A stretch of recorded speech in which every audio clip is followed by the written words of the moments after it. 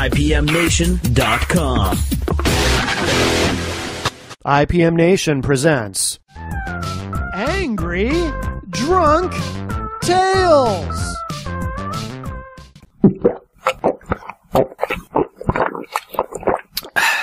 Be angry.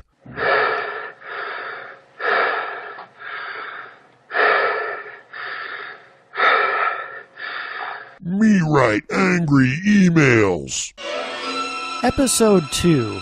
Meathead And Napoleon Bonaparte. a love story.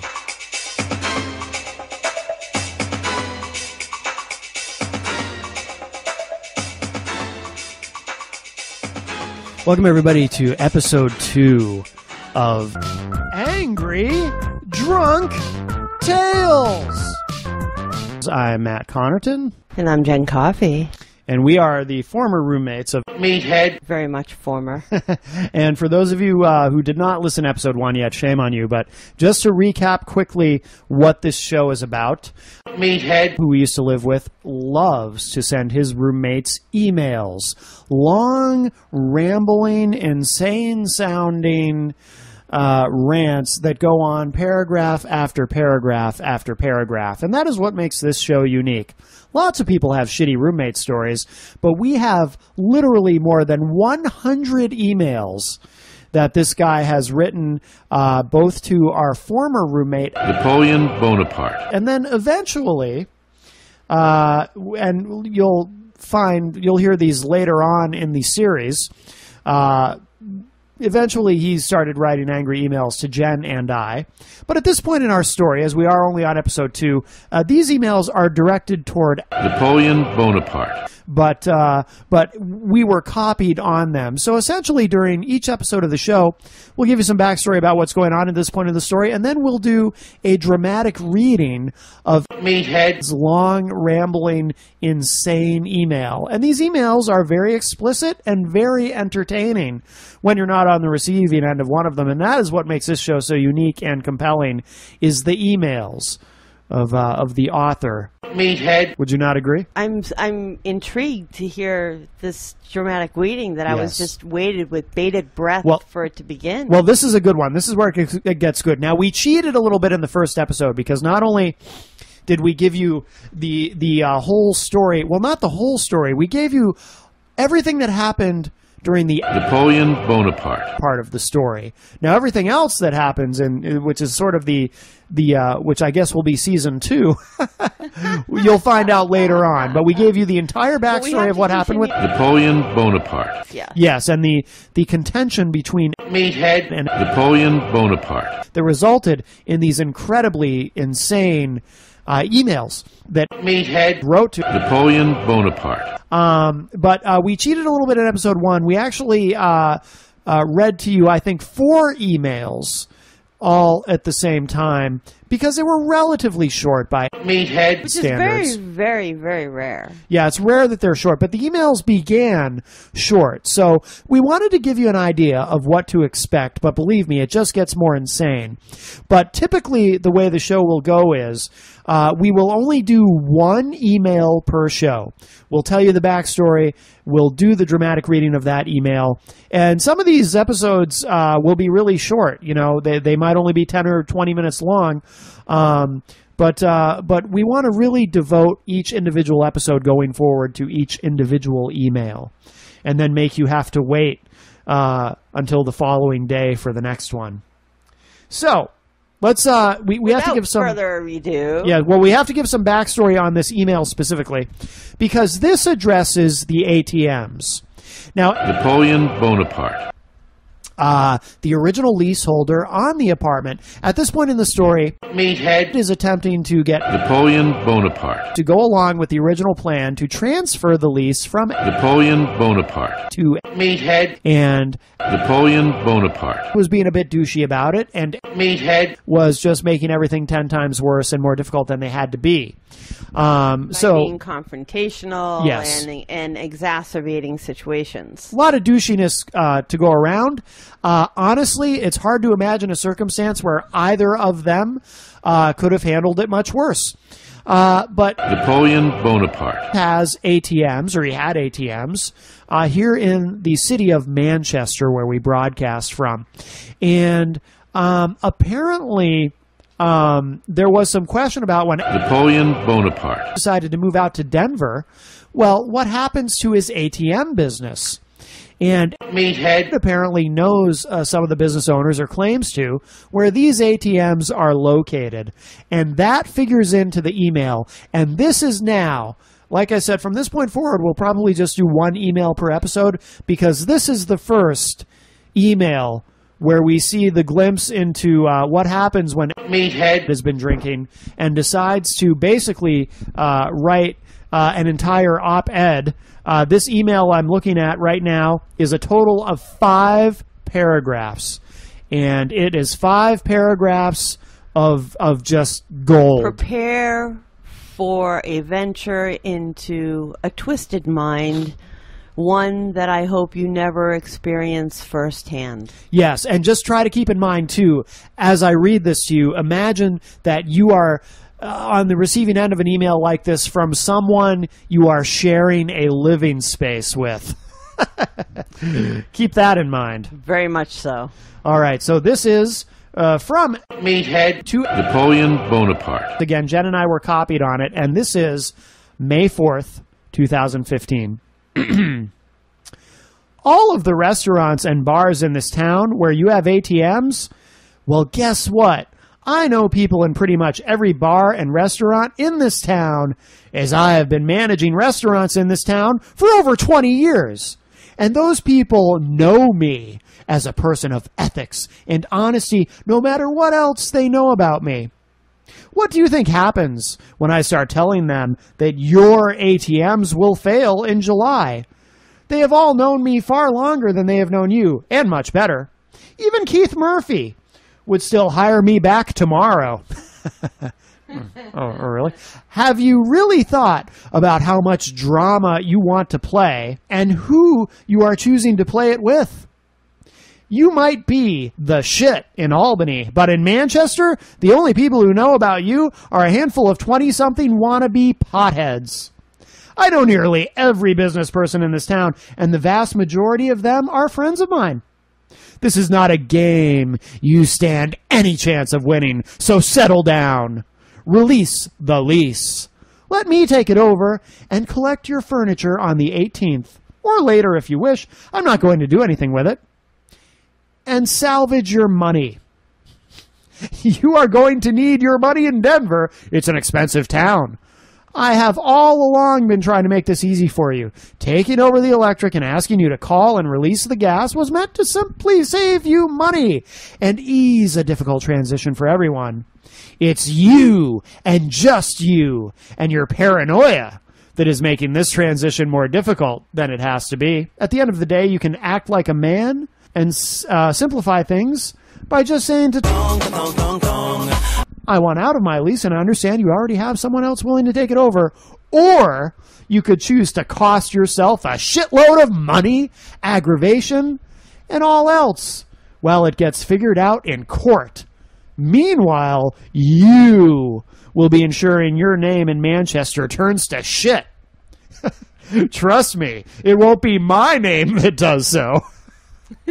I could call Peliquin or ALT tomorrow and find housing for all 4 of us if it comes to that. Companies I have worked for and rented from with good records and such.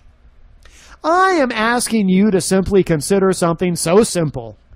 I am letting you off the hook from your lease and the utilities, and mostly because you were saying you were moving out last week.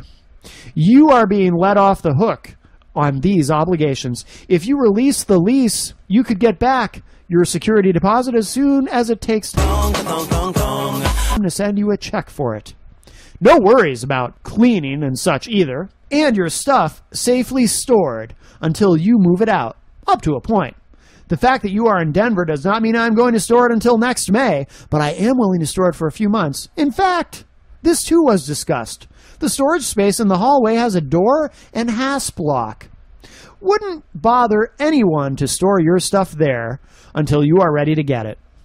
We are all very reasonable, being very reasonable with you here. You are the one being unreasonable for basically no reason whatsoever. No one is trying to fuck you over. But the rest of us have to get on with our lives. However we feel about each other as individuals is not pertinent here. Just because I think you lack integrity does not mean I'm going to lower my own. Your stuff is safe here until you are ready to get it. Just stop making things difficult. You have an easy way out of a lease and other obligations. Most people would relish an easy out of a lease.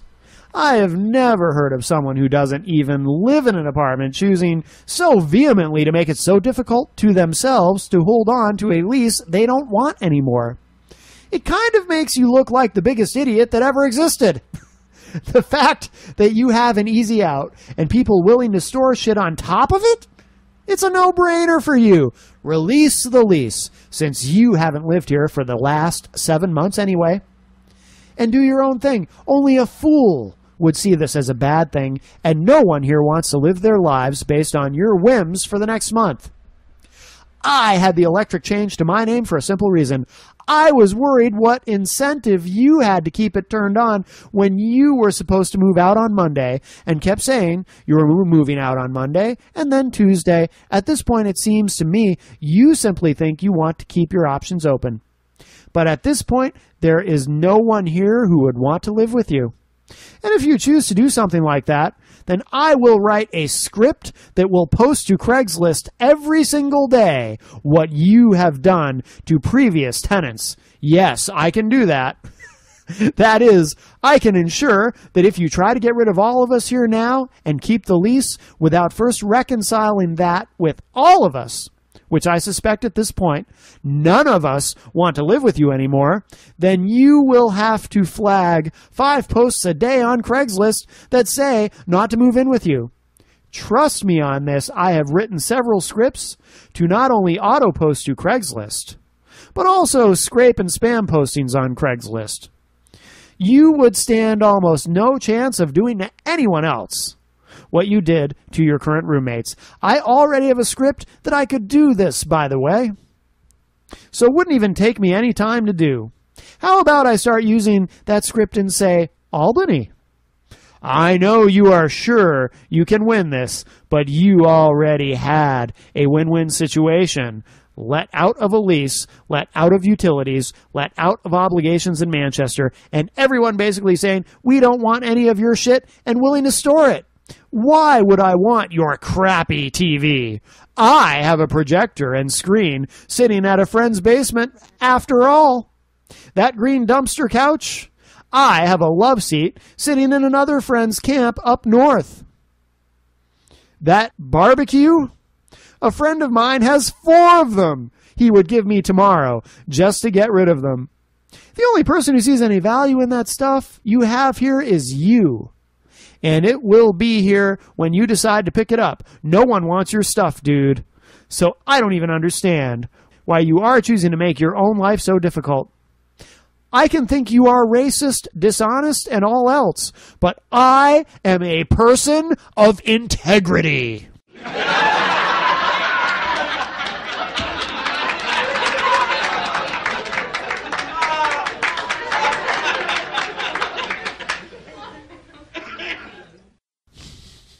And as such, I can say your shit is safe, and you are being given an easy out of your obligations. Release the lease, get your deposit back. It's the smart move. And I can promise, no one will steal your shit.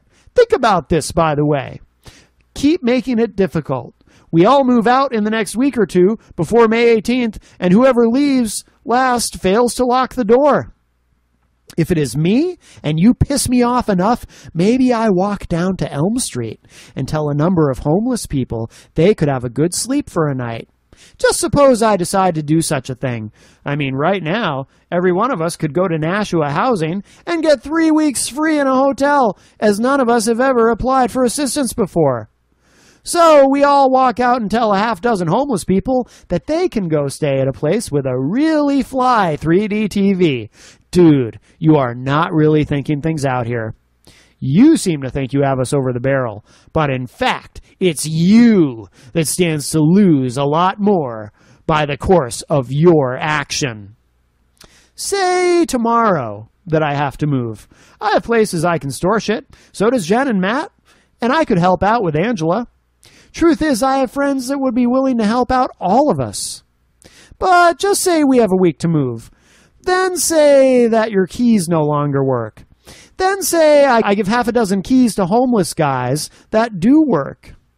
And you are on the line, and only you for damages done to the apartment.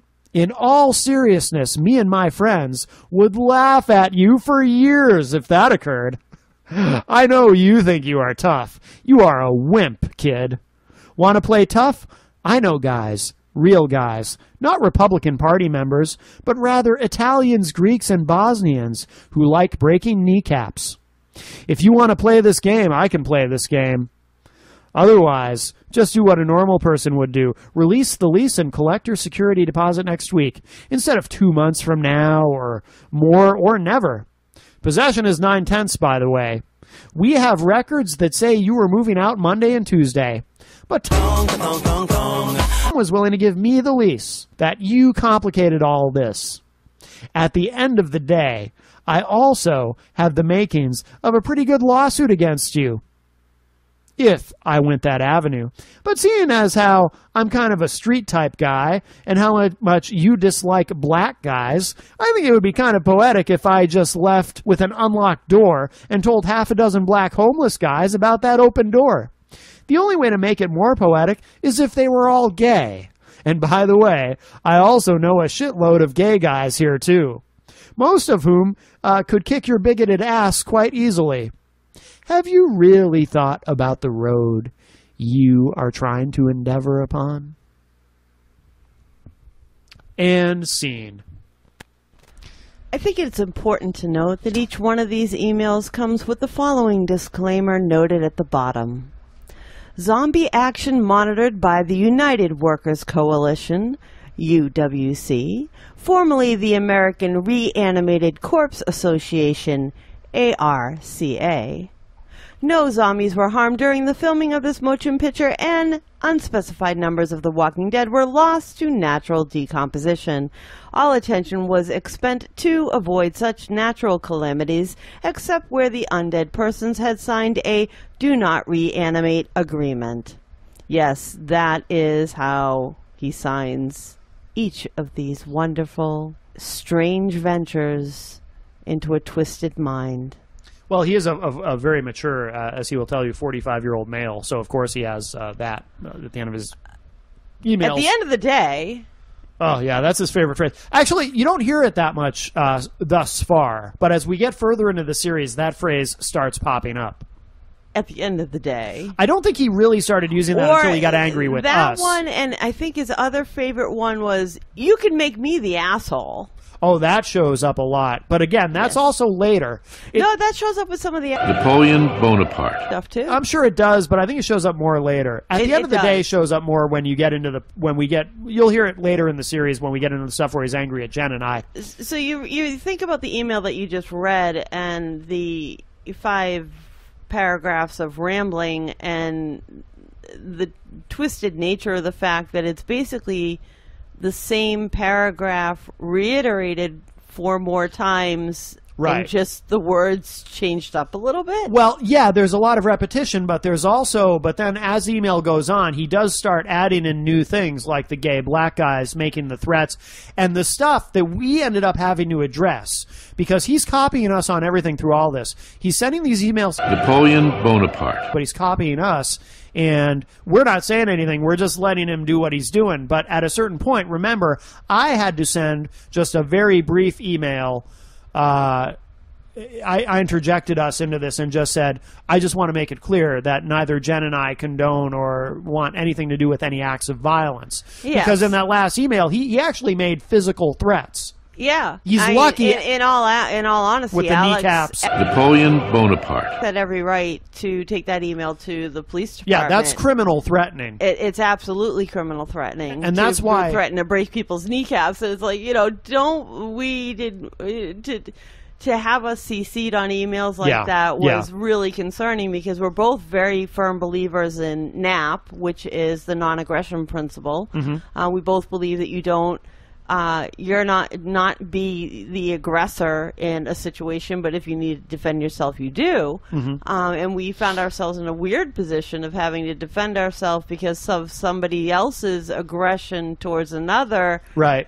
And copying us on it as if to say we agreed or we would go along with what these crazy emails say. And we, this is what we woke up to in the morning, folks.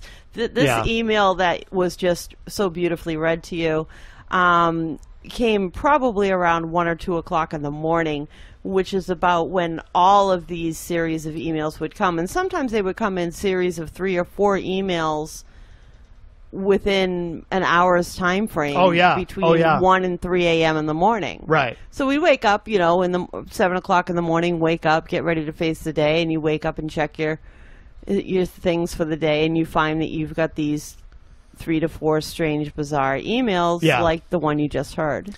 I mean, and I only interjected us because of the threat of violence. The stuff with the gay black guys and stuff, that actually made me chuckle. And actually, I'll give him credit for making me laugh.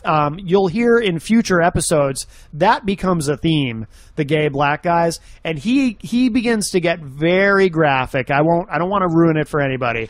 But he gets very graphic about that in future emails, and it actually is funny if you have a sick sense of humor. You have to wonder, with some of the information he was so free to share, that do those graphic events come from personal experience? Yeah, well, he did tell us once that he allowed a man to fillet him during a 3-way with a married couple. Well, no, it wasn't actually a 3-way. Didn't he say that the wife wanted to watch? Yeah, I got the impression, though, that this was, maybe, I don't know. Twisted something that I don't want to know about. He's very open about those things. You know what? I don't care what you do in the privacy of your own bedroom, but I really don't need you to tell me all about it. Right. So I'm not going to tell you about what I do. So that's where we are at this point in the story. So I guess we'll wrap up this episode, and tomorrow on episode 3 we will do the next email to Napoleon Bonaparte. And again, the threats that Meathead issues become increasingly more graphic, and I suppose somewhat to his credit, creative and amusing, but also a bit disturbing, because it was at that point that someone's mind works this way. Yeah, I mean, it was at that point that I began wondering, are we living with an insane person? And again, he was totally cool with us at this point, so I wasn't too worried about it, but I was mildly concerned. Later on in the series, you'll hear how all that concern turned out to be quite valid. Yeah, that little voice, that little feeling you get in the back of your neck when something's tingling and saying, no, this isn't seeming right. Yeah. You should all listen to that. That's right. So we'll wrap up episode 2 of Angry Drunk Tales. And just remember, if you're listening to this and you have roommates, does your roommate send you emails? Good night. Night. Hey guys, welcome to another edition of Slightly Serious Saturday. Today I'm going to share my freshman year of college roommate story with you, because you guys don't know about it. And I've told you a lot of stories, so I'm running out of stories. But this one will just make you you'll listen. So when I was a freshman in college, I decided that I wanted to go the random roommate route. I had to fill out this survey that said when I typically go to sleep, what are my habits, do I smoke, do I drink, blah blah blah, and then they were supposed to pair me up with a roommate who was very similar to me. I don't know exactly who was in charge of comparing things, but they failed. So the summer before my freshman year of college, there was this group on Facebook called the Class of 2011, and this is when all the kids who had Facebook, who were going to the same school as each other. They were in this group. We could talk to each other. Some people actually found potential roommates right there. I wish I did that instead of saying, I just want to go random. I hope for the best. So while I was very active on this Facebook group page, my roommate, on the other hand, was not. She had a Facebook. I think she went on probably once a month or so, which I didn't care. I'm like, whatever. I'll be annoying for the both of us, don't worry. So finally the day rolled around where all the first year students got to move into their dorm, and I finally got to meet her in person. And let me tell you, it was weird. It was very weird. I had become friends with the girls on my floor because we had like a subgroup on Facebook where we got to talk to each other. So I was really excited to meet them. So as I was introducing myself in person to all these girls that I knew, my roommate was having none of that. And I didn't know what to do. Turns out that's gonna bite me in the ass a little bit down the road, so prepare yourself. So in the beginning of the year, I had asked my roommate to come join me and my new friends to go to dinner or lunch or go hang out or something. I think she agreed to hang out with us maybe 1 or 2 times, but then majority of the time she said no, and I at first was like, alright, maybe she just wants to be alone, that's completely fine. And then I started to think that she just didn't like me and my friends very much, so I just stopped asking her. It wasn't a big deal. So finally the first semester comes to an end and my roommate and I part ways for winter break, and I actually come back shortly after the new year to take winter classes, so I am in our dorm room for the next 3 weeks by myself. Eventually my roommate comes back for the second semester and we pick up right where we left off, no communication, and things were fine, I thought. A few weeks passed and my RA/best friend Cassie tells me that we're gonna have a roommate mediation, and I said, Cassie, what are you talking about? And she says, your roommate wants to have a roommate mediation because you have been mean to her. And I said, what? And she's like, I don't know. Now, before I had my roommate mediation, when I would think of one, I would think that perhaps it would be between a roommate who's a party girl and a roommate who really wants to study. They may not click, and I could understand that. I had no idea why my roommate wanted to chat with me, but she did, so we made it happen. My roommate sat in a chair, followed by my RA and then me. So my RA was between the both of us. Your RA has to mediate it. That means that you guys cannot battle each other. So then Cassie says to my roommate, hey there, what is wrong? And my roommate just goes off. She starts going off about how I had prohibited her from becoming friends with girls on my floor. I apparently told them not to be friends with her because she's strange and she likes to read books and she doesn't like to party. I don't know what the hell she was talking about. So after a few minutes of my roommate saying all this stuff that I was very unaware of, I had no idea, Cassie turns to me and says, do you have anything to add? I didn't even know what to say. I can't even explain to you how confused and angry I was because I, first of all, had no idea any of this was happening. I did not know that I had been telling people not to talk to my roommate because she's weird. If she would have told me that I was telling people that, I would have been much more prepared. What my roommate had no idea was that a week before, my neighbors had told me some lies that my roommate had told them about me. This story is hilarious because if you know me, this doesn't make any sense. My roommate had told my neighbors that this one day I was standing in front of our sink. We had a sink in our room, which was just, it was very awesome. Anyway, under the sink is where she kept her shower supplies and she wanted to go take a shower. So then she politely asked me to hand her her shower stuff or to move to the side so she can grab it. And from what I gathered, I turned to her and I said, no. And then she asked me again, politely, to please hand over her shower stuff. She simply wants to wash her hair. And what I did was I grabbed her shower caddy and chucked it across the room. And I said, no. Back to the mediation, I had no idea what to say, so I mentioned that little tidbit of information and I asked her, when did I ever do that? She said, oh, I never said you did that. Oh my god. Cassie listened to all of this and she was just, what the hell? So before I knew it, the roommate and I decided that we're gonna split up and that roommate is going to move out because I wasn't moving. Unfortunately, after the mediation, we had 2 downsides. Number 1, I had lost any potential best friendship with my roommate, and that was just, that was a killer. And number 2, my roommate had to stay in my room for the next 2 days until another room cleared up. So roommate and I became very, very awkward with each other, and I wish that she had planned it out a little better where she would have had a room available that evening, but she didn't. So it was just really weird, and I never said anything to her. I did not blow up on her. I never said, "Who the hell do you think you are?" When my roommate moved out, she moved out across the hall, so I still saw her every single day. And that was just, that was weird. So in the comment section below, I would love to know if you have any roommate stories. I mean, maybe when you went to college you had a roommate, or if you went to a summer camp you had a roommate, or right now you're living with someone and they're just a little, okay. I would love to hear about it because I love roommate stories. They're so weird and uncomfortable, but they are fantastic. IPMNation.com.